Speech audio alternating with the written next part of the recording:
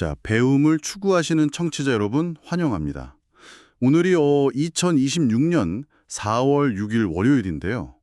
지금 당장 은행에 가서 주택담보대출 금리를 딱 확인해 보시거나 아니면 글로벌 거시경제 지표들 들여다보시면요. 아마 숨이 턱 막히실 겁니다. 네, 진짜 숨 막히죠.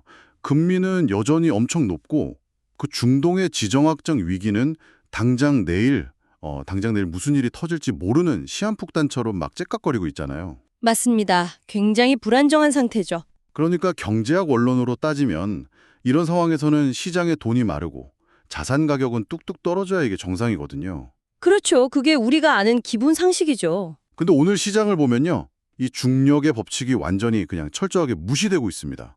어떤 주식은 막 미친 듯이 오르고요.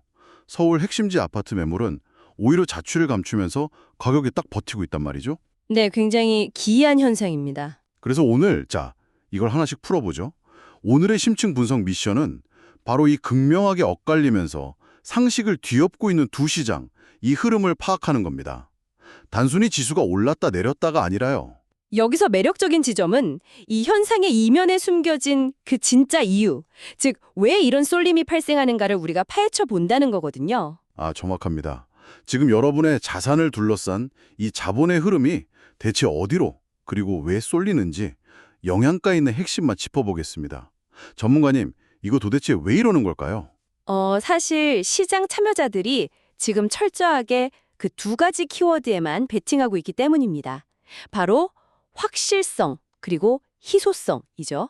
확실성과 희소성이요? 네. 거시경제의 불확실성이 너무 크다 보니까요. 먼 미래의 막 장밋빛 전망 이런 것보다는 당장 내 눈앞에 현금을 쥐어줄 수 있는 기업, 그리고 당장 눈에 보이는 실물 자산, 그 공급 부족에만 자본이 극단적으로 몰려가는 겁니다. 와, 그 극단적인 쏠림 현상이 오늘 국내 주식시장에서 진짜 적나라하게 드러났잖아요. 맞아요. 오늘 증시 보셨으면 아시겠지만 코스피랑 코스닥이 같은 나라 시장이 맞나 싶을 정도로 찢어졌거든요. 그러니까요.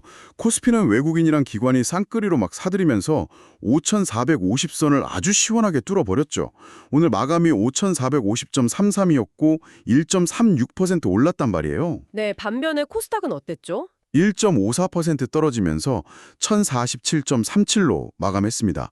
1%대 중반 하락이면 꽤 뼈아플 수치거든요. 와, 주식시장이라는 하나의 큰 텐트 안에서 한쪽은 완전 축제고 한쪽은 초상집이 된 셈이네요. 여기서 정말 흥미로운 부분은요.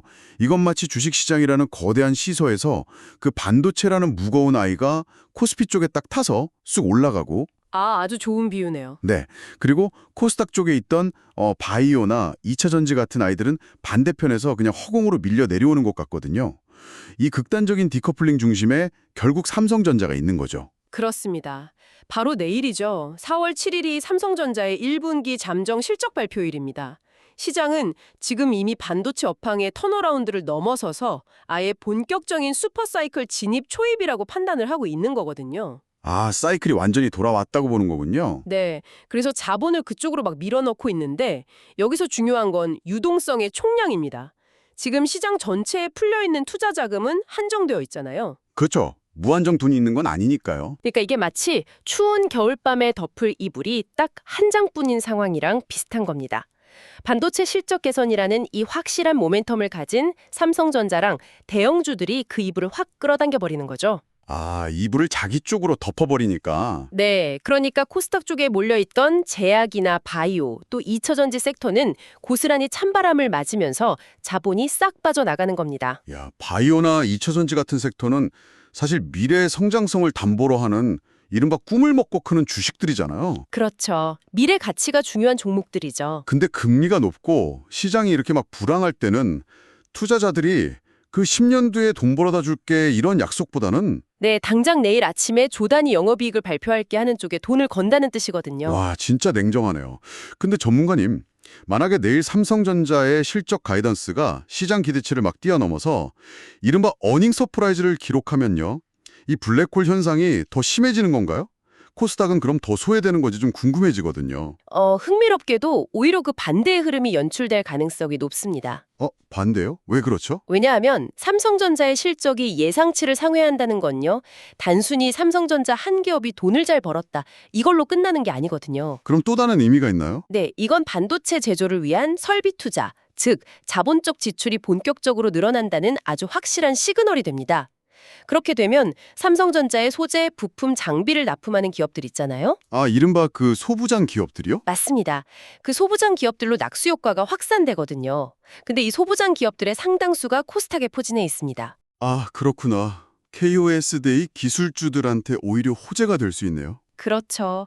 그러니까 이불이 한쪽으로 쏠리는 게 아니라 그 이불의 크기 자체가 커지면서 증시 전반으로 온기가 퍼져나가는 방아쇠가 될 수 있다는 투자 전략적인 시각을 가져보실 필요가 있습니다. 코스피 5,500선 안착의 분수령이 내일 결정되는 거죠. 야, 실적이 단일 기업 호재를 넘어서 생태계 전체의 발주 물량 증가로 이어지는 메커니즘이군요. 근데 시장 전체를 이렇게 막 장밋빛으로만 보기엔 오늘 유독 눈에 띄는 좀 찝찝한 움직임이 하나 있었거든요. 네이버 말씀하시는 거군요. 네, 맞아요.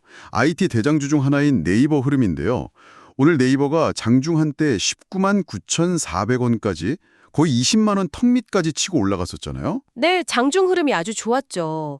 근데 결국 전일 대비 0.35% 하락해서 19만 6,800원으로 마감을 해버렸어요. 상승분을 완전 다 토해내게 만든 주체가 보니까 기관 투자자들이던데. 도대체 왜 이렇게 급하게 차익을 실현하고 도망친 건가요? 이게 참 이걸 더 큰 그림이랑 연결해서 보시면 아주 흥미롭습니다. 기업의 본업, 그러니까 네이버의 검색이나 커머스 실적 같은 펀더멘털 문제가 아니거든요. 기업 자체의 문제가 아니라고요? 네, 철저하게 거시경제, 즉 대외적인 매크로 변수가 개별 기업의 밸류에이션을 그냥 짓눌러버린 전형적인 사례입니다. 매크로 변수라면 아까 말씀하신 그 중동 불안 같은 거요? 맞습니다. 기관 투자자들 모니터에는 지금 네이버 실적보다 이란과 관련된 중동 지역 지정학적 불안이나 미국 모기지 금리 상승 차트가 더 크게 띄워져 있을 거거든요. 미국 모기지 금리 차트요? 네. 글로벌 불확실성이 커지고 미국의 국채 금리나 모기지 금리가 다시 상승 압력을 받는다는 건요. 글로벌 자본 시장에서 무위험 수익률이 높아진다는 걸 의미하거든요. 그러니까 굳이 주식처럼 좀 위험한 자산에 돈을 안 넣어도 미국 국채 같은 안전자산이 이자를 막 두둑하게 쳐주니까 네, 맞습니다. 굳이 네이버 같은 변동성 높은 주식을 들고 있을 그 유인이 확 떨어진다는 거군요. 정확합니다. 기관 투자자들은 결국 분기별이나 월별로 수익률을 관리해야 하는 사람들이잖아요. 대외적인 변동성 리스크가 이렇게 극에 달한 상황에서는 며칠 뒤에 10% 수익을 노리기보다는요. 차라리 오늘 먹고 빠지겠다. 네, 오늘 장중에 발생한 2에서 3% 수익을 일단 현금화해서 장부에 확정 지어놓는 거죠. 짧게 치고 빠지기 전략을 취할 수밖에 없는 심리 상태인 겁니다. 와, 네이버라는 거대한 기업조차도 이런 글로벌 불확실성 앞에서는 기관들의 그 장중 차익 실현에 속수무책으로 밀릴 수밖에 없네요. 구조적인 딜레마네요. 그렇죠. 시장 참여자들의 심리가 그만큼 아주 불안정하다는 증거이기도 합니다. 자, 그럼 방금 전문가님이 말씀하신 미국 모기지 금리 상승, 이 매크로 변수를 들으니까 자연스럽게 오늘 꼭 짚고 넘어가야 할 두 번째 주제로 넘어가게 되네요. 부동산 시장 말씀하시는 거죠? 네, 맞습니다. 그럼 이게 도대체 무슨 의미일까요?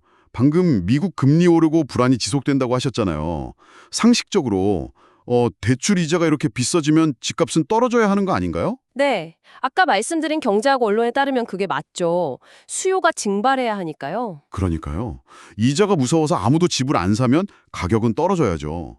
근데 왜 오히려 서울 아파트 가격이 다시 고개를 들고 있다는 통계가 나오는 거죠? 이건 아주 중요한 질문을 던집니다. 경제 상식을 완전히 뒤엎는 현상인데 이게 최근 대통령 주재, 국무회의에서도 나온 핵심 키워드랑 연결이 됩니다. 국무회의에서 어떤 키워드가 나왔었죠? 바로 공급지표 악화입니다. 지금 한국 부동산 시장은 금리로 인한 수요 위축이라는 하방 압력보다 물리적인 신축 아파트 희소성, 성과 공급 부족 우려라는 실질적 압력이 시장을 훨씬 강하게 지배하고 있습니다. 공급이 어느 정도로 부족하길래 금리를 이겨먹는 거죠? 구체적인 수치를 보면 정말 놀랍습니다.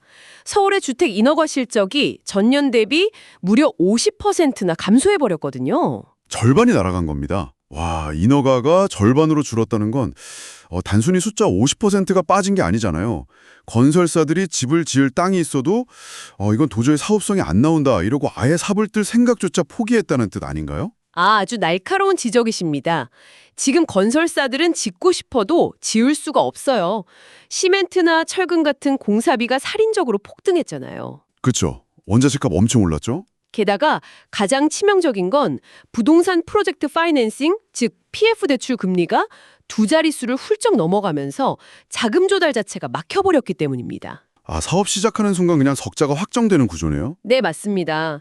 그러니까 인허가가 반토막 났다는 건 당장 3년에서 4년 뒤에 서울 한복판에 새로 입주할 수 있는 신축 아파트의 씨가 말랐다는 일종의 미래 공급 사망 선고나 다름없는 거죠. 야, 그러니까 시장 참여자들의 심리 구조가 완전히 뒤바뀌어 버렸네요. 지금 대출이자가 비싸니까 집 사면 손해다. 이런 이성적인 계산보다는요. 네, 이성보다는 공포가 앞서는 거죠. 네, 당장 눈앞에 있는 저 신축 아파트마저 놓치면 앞으로 5년 동안 서울의 새 아파트는 아예 안 나온다. 영원히 기회를 놓친다.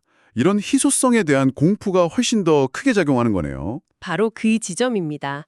특히 실수요자들 입장에서는 구축 아파트보다 커뮤니티 시설이나 평면이 좋은 이른바 얼죽신, 그러니까 얼어 죽어도 신축이라는 그 선호도가 엄청 굳건하거든요. 얼죽신이요. 진짜 요즘 다들 신축만 찾긴 하더라고요. 네, 근데 공급 파이프라인이 붕괴되다 보니까 가격이 밑으로 떨어지려야 떨어질 수 없는 아주 강력한 하방 경직성을 확보하게 된 겁니다. 거대한 콘크리트 바닥이 형성된 거죠. 고금리라는 파도가 몰아쳐도 공급 절벽이라는 방파제가 막아내고 있는 형국입니다. 와, 상황이 이렇다 보니 이 꽉 막힌 부동산 시장, 이 동맥경화를 풀기 위해서 정부도 다급하게 움직이는 것 같더라고요. 아까 국무회의에서 정상화 메시지가 나왔다고 하셨는데 네, 맞습니다. 정부가 지금 아주 바쁘게 움직이고 있죠. 구체적으로 이 정책 체스판에서 정부가 어떤 말들을 움직이려고 하는 건가요? 뭐 저희는 철저하게 사실만 중립적으로 전달하긴 하겠지만 의도가 궁금하긴 하거든요. 네, 객관적인 사실만 놓고 보자면 정부의 현재 의도는 어떻게든 묶여있는 매물을 시장에 끌어내서 시장을 안정시키겠다 이겁니다. 신규 공급이 안 되니까 기존 집이라도 돌게 하겠다는 거군요. 그렇죠. 그 첫 번째 방안이 다주택자 양도소득세 중과 유예 조치입니다. 원래 이게 한 달 뒤인 5월 9일에 만료될 예정이거든요. 아, 세금 폭탄 피하려면 5월 9일 전까지 무조건 팔라는 데드라인이었잖아요. 네, 그런데 요즘 같은 거래 가뭄에 당장 집이 팔리겠습니까? 안 팔리죠. 매수자가 없는데. 이 기간 내에 토지거래 허가를 신청하는 등 실질적인 매도 액션을 취하면 유예를 적용해 주겠다는 논의가 나오고 있습니다. 그러니까 지금 정부 움직임은 그 꽉 막힌 고속도로에 임시 우회로를 뚫어주는 셈이네요.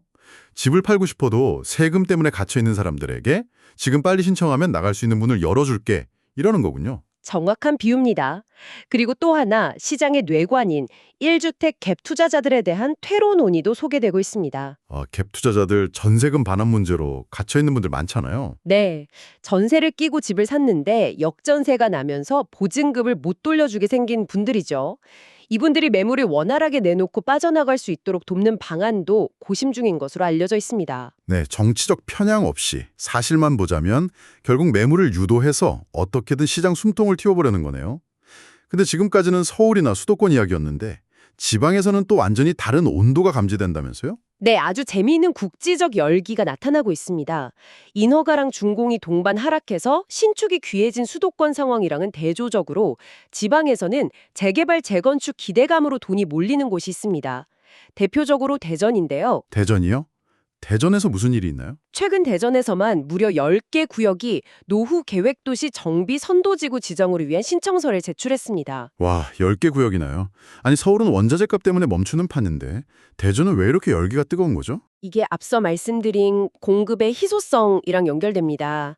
빈 땅에 새로 짓는 건 리스크가 너무 크지만 이미 기반 시설이 갖춰진 노후도시를 허물고 고밀도로 다시 짓는 정비 사업은 상대적으로 확실한 업사이클링이거든요. 이쪽으로 국지적인 자본 쏠림 현상이 나타나는 겁니다. 야, 결국 오늘 짚어본 코스피 코스닥 주식시장이랑 부동산 시장 이 두 세계가 전혀 다른 이야기 같았는데 기저에 깔린 논리는 아주 똑같네요. 네, 맞습니다. 철저하게 확실성과 희소성만 쫓는 거죠. 네, 청취자 여러분, 오늘 심층 분석을 랩업해 보겠습니다. 주식시장은 내일 발표될 삼성전자 실적이 코스피 5,500선 안착과 K오스닥 소부장 온기 확산의 열쇠를 주고 있고요. 부동산 시장은 정부의 세제 지원 추이를 살피면서 실수요자라면 공급 부족이라는 방어막 아래서 낙폭이 컸던 지역에 급매물을 주시할 필요가 있겠네요. 네, 아주 깔끔한 요약입니다. 자, 그럼 여기서 여러분을 통찰력을 깨워줄 도벌적인 질문을 하나 던져보겠습니다. 오늘 살펴본 두 시장은 모두 불확실성이라는 외주를 타고 있습니다. 근데 만약 정부 의도대로 갭 투자자들의 퇴로가 열려서 부동산 매물이 쏟아져 나온다고 가정해보죠. 아주 흥미로운 가정이네요. 지금 같은 고금리 환경에서 과연 그 매물들을 사들일 새로운 매수자는 누구일까요? 자본이 아주 넉넉한 현금 부자들일까요? 아니면 또 다른 빚을 낸 새로운 세대일까요? 결국 이 부의 이동이 어떤 방향으로 흘러가게 될지 지켜보는 게 핵심 관전 포인트가 되겠습니다. 맞습니다. 오늘 저희의 심층 분석이 여러분의 시야를 넓히는 작은 불씨가 되었기를 바랍니다.